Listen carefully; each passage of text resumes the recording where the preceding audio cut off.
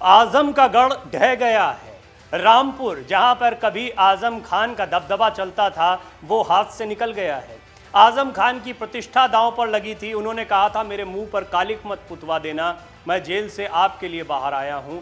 लेकिन ऐसा लगता है कि उनकी बात को सुना नहीं गया। उत्तर प्रदेश की रामपुर लोकसभा सीट पर एक बड़ा झटका आजम खान को लगा और एक बड़ी जीत भारतीय जनता पार्टी को मिली।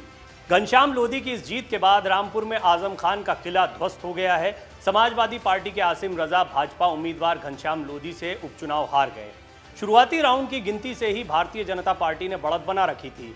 यहां पर भाजपा के उम्मीदवार घनश्याम लोधी, जो कि कभी आजम खान के करीबी रहे थे, उन्होंने जीत दर्ज कर ली है।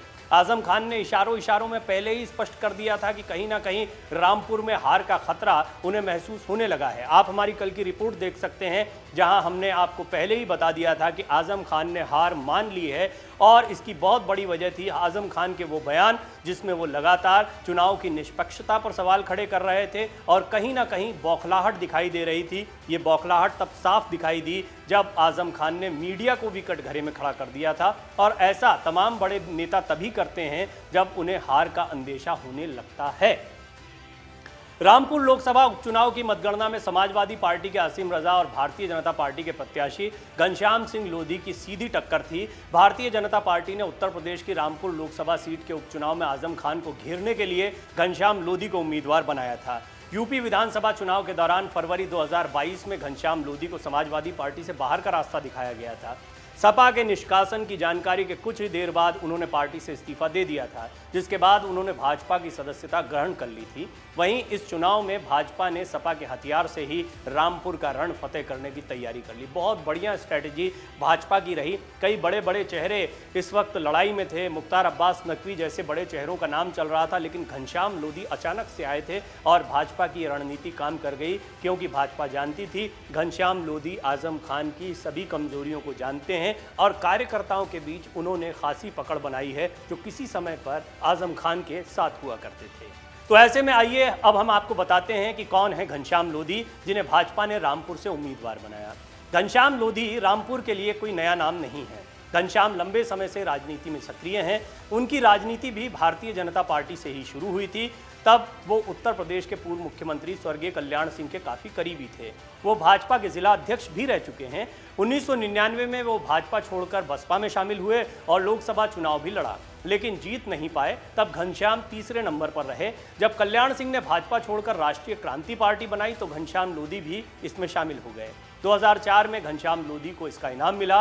राष्ट्रीय क्रांति पार्टी ने समाजवादी पार्टी के साथ गठबंधन करके घनश्याम को बरेली रामपुर एमएलसी सीट से अपना प्रत्याशी बनाया। वो जीत भी गए। 2009 लोकसभा चुनाव के दौरान घनश्याम लोधी ने फिर से बहुजन समाज पार्टी का दामन थाम लिया। बसपा ने उन्हें रामपुर से अपना उम्मीदवार भी बनाया, लेकिन वो जीत नहीं पाए। तब समाजवादी पार्टी की प्रत्याशी और अभिनेत्री जया प्रदा ने जीत हासिल की थी। दूसरे नंबर पर कांग्रेस की बेगम नूर बानो और तीसरे पर घनश्याम लोधी थे। चौथे नंबर पर भाजपा की तरफ से मुख्तार अब्बास नकवी रहे। चुनाव में मिली हार के बाद 2011 में घनश्याम वापस समाजवादी पार्टी में शामिल हो गए थे। घनश्याम लोधी को रामपुर विधायक आजम खान का काफी करीबी माना जाता है। साल 2016 में आजम की ही मदद से लोधी ने विधान परिषद तक का सफर तय किया था।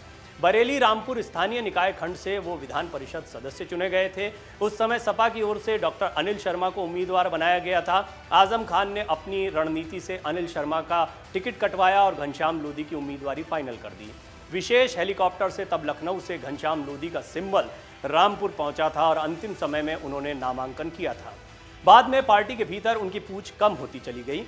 आजम खान के जेल जाने के बाद से घनश्याम लोधी हाशिए पर चले गए थे। इस कारण उन्होंने सपा का दामन छोड़ा और भाजपा का थाम लिया। रामपुर लोकसभा सीट से 2019 में समाजवादी पार्टी के दिग्गज मुस्लिम नेता आजम खान सांसद चुने गए थे। आजम इस बार विधानसभा चुनाव भी लड़े थे और जीत हासिल की थी। इसके बाद उन्होंने लोकसभा की सदस्यता से इस्तीफा दिया। इसी के चलते यहाँ उपचुनाव हुए थे। बहरहाल घनश्याम लोधी के लिए और बीजेपी के लिए एक बड़ी जीत है और घनश्याम लोधी को इस जीत का क्या इनाम मिलता है, इस पर भी नजर बनी रहेगी। लेकिन एक बात तय हो गई है कि आजम खान सफलता हासिल नहीं कर पाए हैं। जेल से आने के बाद ये उनके लिए एक बहुत बड़ा झटका है। डाउनलोड करें अमर उजाला ऐप और पाएं खबरें लगातार। अगर आप ये वीडियो YouTube पर देख रहे हैं तो हमारे चैनल को सब्सक्राइब करें और बेल आइकन को दबाना ना भूलें। अगर आप Facebook पर ये वीडियो देख रहे हैं तो हमारे पेज को लाइक करें।